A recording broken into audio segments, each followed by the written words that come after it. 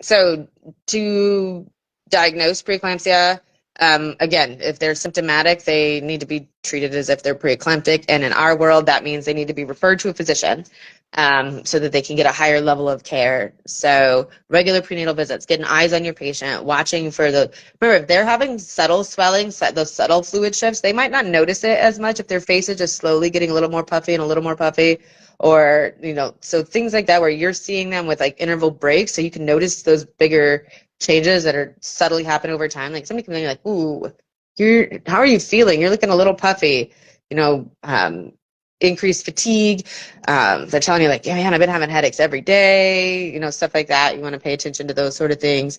It is vital. It is required. It is a must at every single prenatal visit that you check a blood pressure.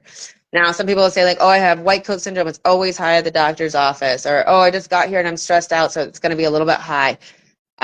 I want to know how high your blood pressure can get. I don't want some fake, I laid down and took a rest blood pressure, because that's not what you're doing at home. You're at home or at your job, moving around and working. And so that's what your resting blood pressure is. That means that your natural daily state of anxiety and movement is going to keep your blood pressure at that point. So when you see people, I mean, and I've seen this with some midwives, they'll get a high blood pressure and they'll be like, oh, let's just wait a few minutes and check it again.